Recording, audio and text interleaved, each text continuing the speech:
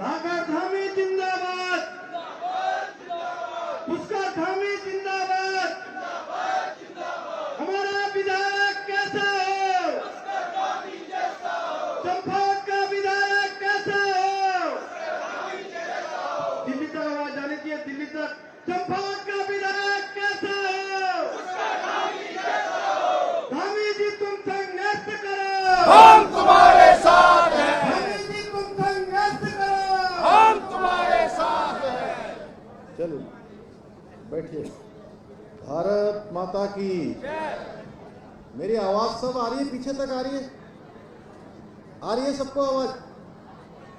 चलिए, भारत माता की, पूर्णागिरी मैया की, पूर्णागिरी मैया की, शारदा मैया की, गोलजू महाराज की, बाराही मैया की, बाबा गोरखनाथ की, बाबा बयानधुरा की, रणकोची मैया की, हमारे सभी देवी देवताओं की। आज शारदा तटबंध निर्माण के शिलान्यास के अवसर पर यहाँ पर मंच पर आसीन भारतीय जनता पार्टी के सम्मानित जिलाध्यक्ष श्री गोविंद सावंत जी, जिला पंचायत के अध्यक्ष श्री आनंद सिंह अधिकारी जी, डॉक्टर अनिल कपूर डब्बू जी, कृषि उत्पादन विपणन बोर्ड, हेमा जोशी जी, दर्जा मंत्री किरण देवी जी, दर्जा मंत्री मुकेश महाराणा जी, मनोज कालाकोटी जी, आदरणीय श्याम नारायण पांडे जी, सुभाष बगोली जी, निर्मल महरा जी, श्रीमती पुष्पा विश्वकर्मा जी, जिला उपाध्यक्ष पंचायत की, श्रीमती सरस्वती चंद जी, जिला पंचायत सदस्य दीपक रजवार जी, प्रकाश तिवारी जी, हमारे वरिष्ठ नेता शंकर पांडे जी, हर्षवर्धन रावत जी, पूरन महाराज जी, जिला महामंत्री मुकेश कलखुड़िया जी, सुनीता मुरारी जी, मुकेश जोशी जी, जिलाध्यक्ष युवा मोर्चा दीपा जोशी जी, जिलाध्यक्ष महिला मोर्चा गोलू जी, अल्पसंख्यक मोर्चा के अध्यक्ष तुलसी कुंवर जी, कमलेश भट्ट जी, विपिन कुमार जी, नगर पालिका के अध्यक्ष रेखा देवी जी, बनबसा की खटीमा के श्री रमेश चंद्र जोशी जी, हमारे वरिष्ठ नेता शिवराज कठायत जी, रोहतास अग्रवाल जी, यहाँ की ग्राम प्रधान उचोली कोट श्रीमती पूजा महर जी, सरस्वती बोरा जी, प्रधान ग्रंडाखाली, हेमा जोशी जी, ग्राम थोलखेड़ा श्रीमती कंचन देवी जी, और हमारे वरिष्ठ नेता यहाँ पर बैठे हुए श्री नित्यानंद भट्ट जी, और सभी उपस्थित मेरे सामने बैठे हुए हमारे वर्मा जी वहाँ से आए हैं, बोरा जी हैं, सतीश पांडे जी हैं, सैलू और केसी, हमारा कैलाश, सोनू भाई, मदनदा, हमारे बगोली जी, और सभी।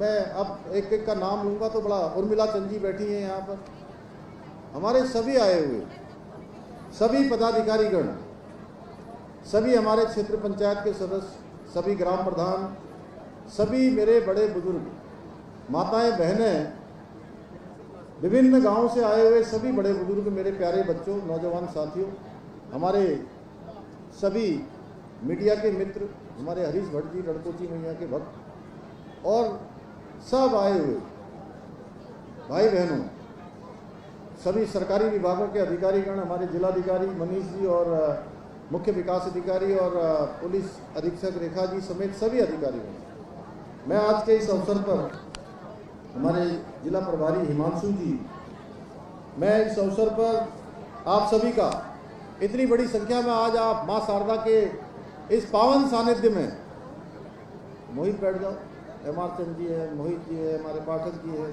तमाम, तो मैं आप सबका आज बहुत ही शानदार अवसर है जब यहाँ तटबंधों के निर्माण की 60 करोड़ की योजना का आज शिलान्यास हुआ है। आप सब उपस्थित हैं, मेरे सब चंपावत, टनकपुर, आसपास के क्षेत्रों के, बनबसा के सभी परिवारजन आज यहाँ पर आए। मैं आप सबका हृदय से स्वागत करता हूँ, अभिनंदन करता हूँ, और आप सबने आज मेरा इतने जोरदार तरीके से स्वागत किया, सच में मैं बहुत भावुक हो गया। मेरी माताएं, मेरी बुजुर्ग माताएं जब मेरे सर पर अपना हाथ रख रही थी, मेरी बहनें मेरा तिलक कर रही थी और मेरे नौजवान साथी अनवरत रूप से न रुकने वाले नारे लगा रहे थे। और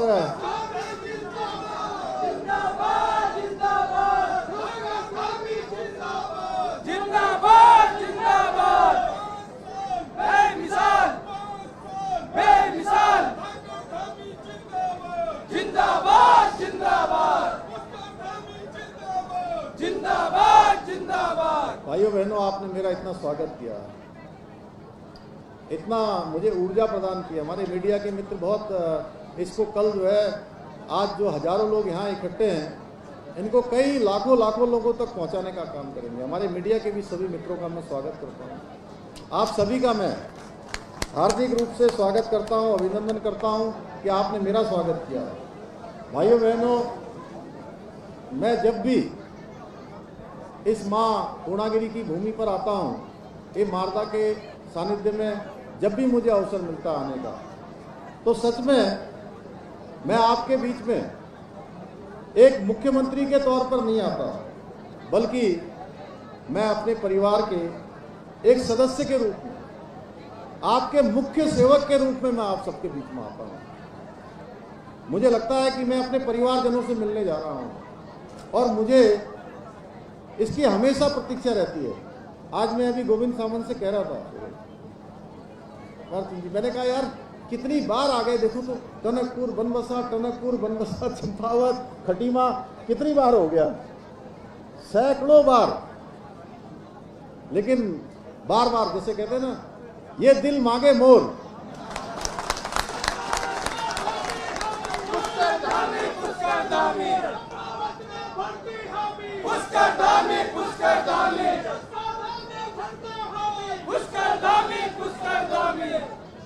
क्योंकि आपका प्यार, आपका ये लगाव, आपका ये स्नेह, आपका ये दुलारपन, यही मेरी सबसे बड़ी ताकत है। आपका विश्वास ही मेरी सबसे बड़ी ताकत है, जो मुझे देवभूमि उत्तराखंड के लिए रात दिन एक पल भी रुके बिना, एक पल भी थके बिना रात दिन काम करने की शक्ति देता है, मुझे ऊर्जा देता है, मुझे प्रेरणा मिलती है। भाइयों बहनों, जैसा कि हम सभी जानते हैं, टनकपुर केवल चंपावत जनपद का एक प्रवेश द्वार ही नहीं है, बल्कि ये हमारा सांस्कृतिक, धार्मिक और आर्थिक रूप से भी बहुत महत्वपूर्ण नगर है। और इस भूमि पर जहाँ एक तरफ माँ पूर्णागिरी का आशीर्वाद बसता है, दूसरी तरफ माँ शारदा इस पूरे क्षेत्र की जीवन रेखा बनकर अविरल रूप से बहती रहती है। यहाँ से जाकर पूरे देश के अनेक स्थानों को जल और जीवन देने का काम करती है। और शारदा नदी ने सदियों से हमारी इस माटी को समृद्ध करने का काम किया है। किसान भाइयों को पानी उपलब्ध करवाया है, सिंचाई उपलब्ध कराई है, उनको अन्नदाताओं को नवजीवन दिया है और लाखों परिवारों की आधार ये माँ शारदा है। अगर माँ शारदा न हो तो वहाँ पर खेती करना बहुत मुश्किल हो जाएगा, बहुत चुनौतीपूर्ण हो जाएगा, क्योंकि जहाँ जल होता है, जहाँ जल होता है वहीं समृद्धि होती है, जहाँ जल होता है वहीं हरियाली होती है, जहाँ जल होता है वहीं जीवन होता है। कहते हैं ना, जल बिन सब सून, जल नहीं है तो कुछ नहीं है। लेकिन हम ये भी जानते हैं कि बरसात के दिनों में माँ शारदा अपने रौद्र रूप में आ जाती है और पूरा हमारा ये इलाका यहाँ से लेकर आगे तक, बोधी भूड़ तक, जहाँ जहाँ तक शारदा जाती है, और टनकपुर के आसपास का तो बहुत ही छोटा, क्योंकि मैं बरसात के समय में भी अक्सर आप सबके बीच में आता हूँ, तो जब ये रौद्र रूप में आती है तो हमारी चिंता बढ़ जाती है। इसका तेज बहाव का डर है, किनारों के कटाव का डर होता है, बाढ़ के खतरे का डर होता है, यहाँ खेतों को नुकसान, उसके कटाव का खतरा, इन सभी समस्याओं का हमें सामना करना पड़ता है। ये प्रसन्नता का विषय, आज खुशी का विषय है। अब आप लोग आपस में उधर बात न करिए। ए बेटे, छोटी बच्ची ये क्या कह रही है? ये बीच में ये गुड़िया क्या कर रही है? इसको टॉपी वॉपी दो। एक मनीष एक टॉफी वगैरह दोगी? देखो जरा, बैठ जाओ बेटा, बैठ जा, बैठ जा, बैठ बेटा, बैठ बैठ बैठ जा। हाँ, बैठ गई, बहुत बढ़िया। इसको एक टॉफी दीजिए, कुछ दीजिए खाने के लिए, गर्मी लग गई है इसको। आज देखिए, आज बहुत खुशी की बात है। क्या आवाज कम आ रही क्या? आज बड़ी खुशी की बात है कि आज इन समस्याओं का समाधान करने के लिए हमने 60 करोड़ रुपए की धनराशि से अधिक लागत से भव्य शारदा तटबंध बनाने का निर्णय लिया। उसके शिलान्यास का कार्य आज यहाँ पर प्रारंभ किया है। मैं इसके लिए पूरे क्षेत्रवासियों को इस महत्वपूर्ण परियोजना के लिए यहाँ की समस्त जनता को बधाई देता हूँ। धन्यवाद धन्यवाद भाइयों, धन्यवाद धन्यवाद धन्यवाद स्वामी जी का धन्यवाद, धन्यवाद धन्यवाद स्वामी जी का धन्यवाद। भाइयों बहनों, मैं आज इस मंच से पूरी जिम्मेदारी के साथ एक बात कहना चाहता हूँ कि ये शारदा तटबंध केवल सीमेंट, रेता और गारे का ढांचा नहीं होगा, बल्कि ये हमारी आने वाली पीढ़ियों के लिए सुरक्षित और उनके लिए भयमुक्त खुशहाल जीवन का आधार बनेगा। मुझे पूरा विश्वास है ये परियोजना जब पूरी होगी तो बरसात का मौसम टनकपुर के लिए डर और चिंता का कारण नहीं, बल्कि नई उम्मीदों का सूरज लेकर आएगा। भाइयों बहनों, चंपावत मेरे लिए सिर्फ कर्मभूमि ही नहीं है, बल्कि ये मेरा घर भी है और आप सभी मेरे परिवार के सदस्य हैं। और जैसे एक बेटा अपने घर को सजाने का, संवारने का काम करता है, उसके लिए दिन रात मेहनत करता है, ठीक उसी प्रकार मैं भी आपका भाई, आपका बेटा चंपावत को आदर्श जिला बनाने के लिए दिन रात काम कर रहा है। दिन रात काम कर लगातार अनवरत रूप से अपनी सेवाएं दे रहे हैं। और हमारी सरकार ने लगभग 3300 करोड़ रुपए की लागत से शारदा का नया कॉरिडोर विकसित करने का काम प्रारंभ किया है, जिसके माध्यम से शारदा घाट का पुनर्निर्मित विकास, रणकोची माता मंदिर का सौंदर्यीकरण, Sharda river front, aero sports city drainage plan, Banbasa heliport तथा अंतर्राष्ट्रीय सीमा बाजार जैसी अनेक महत्वाकांक्षी परियोजनाओं को आगे बढ़ाया जा रहा है। वहीं टनकपुर में आधुनिक रूप से विकसित करने के लिए इसको 122 करोड़ रुपए की लागत से नई पेयजल व्यवस्था भी तैयार की जा रही है, जहां 56 करोड़ रुपए की लागत से ISBT का जो काम प्रारंभ हुआ था, आज वो बढ़कर 238 करोड़ रुपए की धनराशि से इसके भव्य और सुविधाजनक विस्तारीकरण का कार्य भी प्रारंभ हो गया है। इसके अलावा जल्दी टनकपुर मोटर मार्ग 50 रुपये की लागत से आर्च मोटर पुल भी बनाया जा रहा है, जिसका निर्माण कार्य अंतिम चरण में है। और इसके पूरा हो जाने से लोगों का आवागमन बहुत अच्छा हो जाएगा, आने जाने की सुविधा हो जाएगी। भाइयों बहनों, माँ पूर्णागिरि धाम में श्रद्धालुओं की सुविधा के लिए रोपवे का निर्माण भी कराया जा रहा है, जिसे शीघ्रता से संपन्न करने के लिए मैंने अधिकारियों को निर्देश दिए हैं। इसके अतिरिक्त टनकपुर राजकीय पॉलिटेक्निक का नया भवन बनकर तैयार हो गया है और राजस्व भवन का निर्माण कार्य जारी है। साथ ही हम इस क्षेत्र की आर्थिक गतिविधियों को मजबूती प्रदान करने के लिए भारत नेपाल सीमा पर 177 करोड़ रुपए की लागत से ड्राई पोर्ट का निर्माण भी करा रहे हैं। इसके अलावा चंपावत में हमारे बच्चे आज विज्ञान और प्रौद्योगिकी के इस युग में, साइंस टेक्नोलॉजी के इस इरा में पीछे न रहें, इसलिए साइंस सेक्टर 57 करोड़ रुपए की लागत से मुख्यालय में बन रहा है। 430 करोड़ रुपए की लागत से भव्य गोलजी कॉरिडोर विकसित करने की दिशा में काम कर रहे हैं। मुझे भाइयों बहनों, आज मुझे एक खुशी हो रही है, इसी क्षेत्र में एक Guinness book of world record इस क्षेत्र का बना है।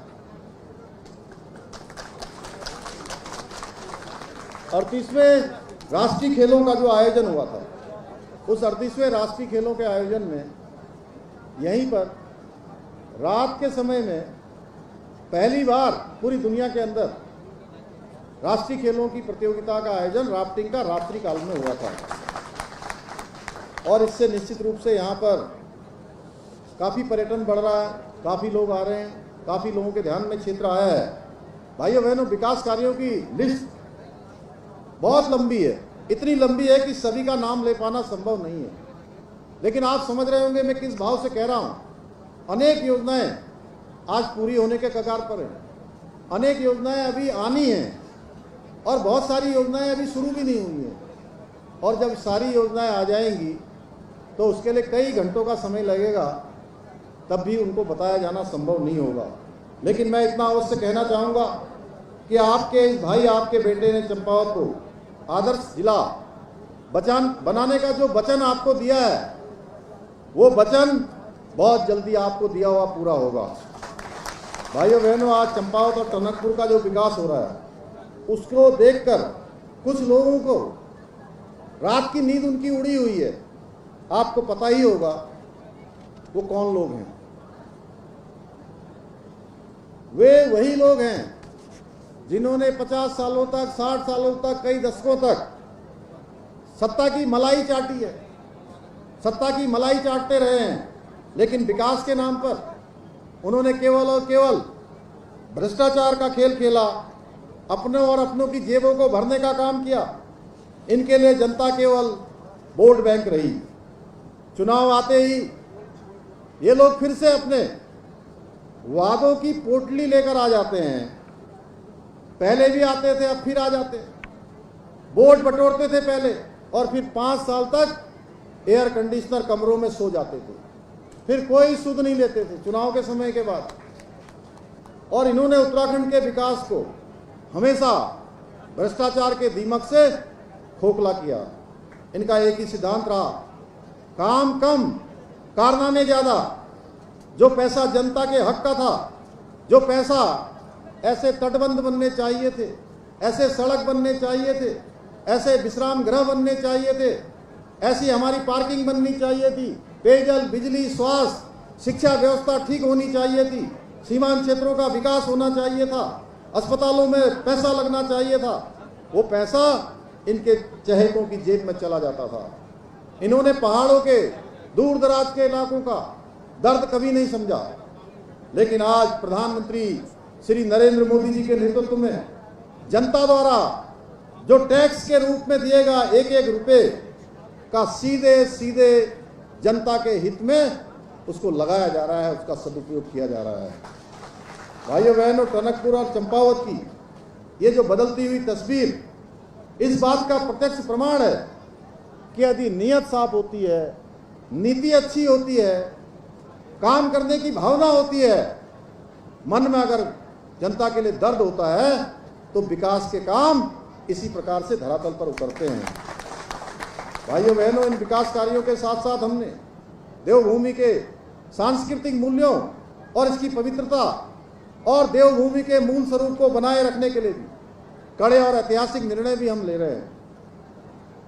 हमने साफ कर दिया है कि उत्तराखंड की पावन धरा पर कोई गलत नियत से कदम नहीं रख सकता है, कोई यहाँ पर अब गलत काम नहीं कर सकता है, कोई यहाँ के सांस्कृतिक मूल्यों से छेड़छाड़ नहीं कर सकता है, कोई हमारी भावी पीढ़ी को असुरक्षित करने का षड्यंत्र नहीं कर सकता है। हम किसी कीमत पर यहाँ पर जो है उसको नहीं होने देंगे।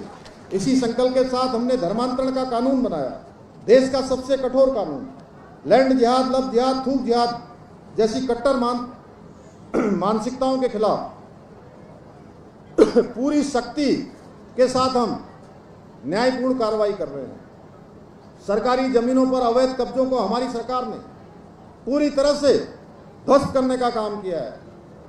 समान नागरिक संहिता का कानून लागू करके एक ऐतिहासिक कदम पूरे देश में सबसे पहले देवभूमि ने उसकी शुरुआत की है और आज पूरा देश अब उस दिशा में आगे बढ़ रहा है। और इसकी गूंज आज देश में ही नहीं, देश में तो इसकी चर्चा हो ही रही है, देश के साथ साथ दुनिया के देशों में, विदेशों में भी आज हमारे इस कानून की चर्चा हो रही है। इसके अलावा उत्तराखंड के हमारे होनहार और मेहनती युवाओं का भविष्य सुरक्षित करने के लिए हमने पूरे देश का सबसे कठोर सख्त नकल विरोधी कानून लागू किया है। और कांग्रेस के शासनकाल में क्या होता था? जब कांग्रेस पार्टी सत्ता में होती थी तो नौकरियां ईमानदारी से नहीं मिलती थी, पढ़ाई लिखाई से नहीं मिलती थी, नौकरियां बिकती थी, पर्चे लीक होते थे, नकल होती थी, और उस माफिया राज को हमने जड़ से उखाड़ फेंकने का काम किया है भाइयों बहनों।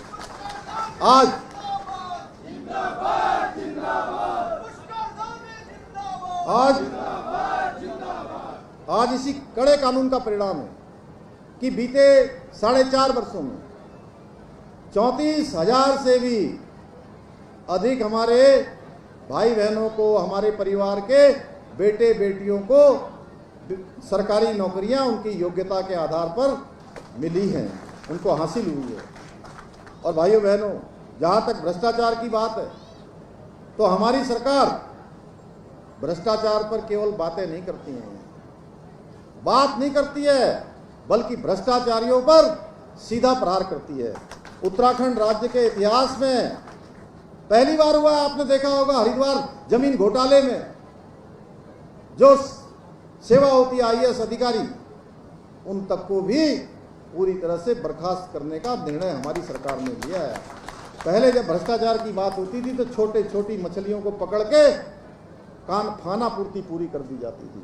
हमने इस व्यवस्था को बदलने की शुरुआत की है कि अब भ्रष्टाचार में कोई भी लिप्त होगा, छोटा होगा, बड़ा होगा, छोटी मछली होगी, बड़ी मछली होगी, या बड़ा मगरमच्छ होगा, अगर भ्रष्टाचार में लिप्त है तो किसी कीमत पर उसको छोड़ा नहीं जाएगा भाइयों बहनों। हमने ये भी साफ कर दिया है, देवभूमि की जनता के हक पर डाका डालने वाले, युवाओं के भविष्य पर खिलवाड़ करने वाले, चाहे कितना ही बड़ा रसूखदार क्यों न हो, उसकी जगह सिर्फ और सिर्फ जेल की कोठरी होगी। इस देवभूमि में अब पुराना ढर्रा नहीं चलेगा। भाइयों बहनों, हमने आज अवैध संपत्तियों पर बुलडोजर चलाने का काम भी किया है। भ्रष्टाचार के खिलाफ हमारी ये जीरो टॉलरेंस की नीति, मैं आप सबसे कहना चाहता हूं, मां शारदा के इस पावन तट पर, मां पूर्णागिरी के इस पुण्य धाम से कहना चाहता हूं कि हमारी जो ये कार्रवाई, ये जीरो टॉलरेंस की नीति आगे भी इसी प्रकार जारी रहेगी, ये रुकने वाली नहीं है। जब तक उत्तराखंड को हम पूरी तरह से स्वच्छ नहीं बना देते हैं। जैसा कि आप सभी को ज्ञात ही होगा कि कल ही मैंने आपके आशीर्वाद से, उत्तराखंड की जनता जनार्दन के आशीर्वाद से, उनके समर्थन से, उनकी शुभकामनाओं से और आदरणीय प्रधानमंत्री श्री नरेंद्र मोदी जी के मार्गदर्शन में, उनके शीर्ष नेतृत्व में मुख्यमंत्री के रूप में 5 वर्ष का कालखंड पूरा किया है। और इस अवसर पर ऋषिकेश में जन जन की सरकार, जन जन के द्वार कार्यक्रम का दूसरा चरण प्रारंभ किया गया। और उस कार्यक्रम में मैंने स्पष्ट रूप से कहा कि हम कोई रिकॉर्ड बनाने के लिए सत्ता में नहीं आए हैं कि कितने दिन रहना है। मैंने कभी महीनों की परवाह नहीं करी, मैंने दिनों की परवाह नहीं करी, मैंने कभी साल भी नहीं गिने भाइयों बहनों। और यहां तक कि आज रविवार है करके भी मुझे तब पता होता था जब मैं किसी अधिकारी को फोन करता था। कई बार मैं भूल जाता था, मुझे 7 दिन एक समान लगते थे। हमने कभी नहीं सोचा, हम तो समाज के अंतिम छोर में खड़े हुए व्यक्ति तक विकास की धारा पहुंचाना चाहते हैं और उत्तराखंड को एक विकसित राज्य बनाना चाहते हैं। हिंदुस्तान का सबसे अच्छे राज्यों में से एक राज्य हमारा उत्तराखंड हो, यह हमारा संकल्प है, हम उसको करना चाहते हैं। अंत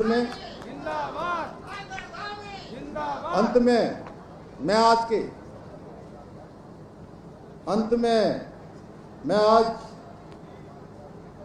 इस विशिष्ट अवसर पर अपने सभी परिवारजनों को, सभी हमारे टनकपुर, बनबसा, चंपावत और विभिन्न संगठनों के लोग यहाँ पर आए हुए हैं। आज मैं देख रहा हूँ कि सभी संगठन जो आज जनता के बीच में काम करते हैं, चाहे हमारे जनप्रतिनिधि हैं या बड़े संख्या में हमारे सैनिक हैं, हमारे श्रमिक हैं, सफाई कर्मी हैं, सहकारिता से जुड़े हुए लोग हैं, हमारे लेबर डिपार्टमेंट से जुड़े हुए लोग हैं, हमारे मीडिया के मित्र हैं, व्यापारीगण हैं और बड़ी संख्या में सैनिक भी यहाँ पर उपस्थित हैं। कैप्टन भानी चंद जी आज हमारे जो बचपन से मेरे अभिभावक रहे, वो भी यहाँ पर पूरे बड़ी संख्या में यहाँ आए, मैं आप सभी को विश्वास दिलाना चाहता हूँ कि जब तक हम उत्तराखंड को देश का सर्वश्रेष्ठ राज्य बनाने के अपने विकल्प रही संकल्प को पूर्ण करने में सफल नहीं होते हैं, तब तक चैन से नहीं बैठेंगे, आराम से नहीं बैठेंगे। ये यात्रा अनवरत रूप से आगे चलती रहेगी। इसी विश्वास के साथ मैं आप सभी के उज्जवल भविष्य की कामना करते हुए इतनी बड़ी संख्या में आज हमें आशीर्वाद देने के लिए आप सब यहाँ पर एकत्र हुए हैं, मैं आप सबका धन्यवाद करते हुए अपनी बात को समाप्त करता हूँ। जय हिंद।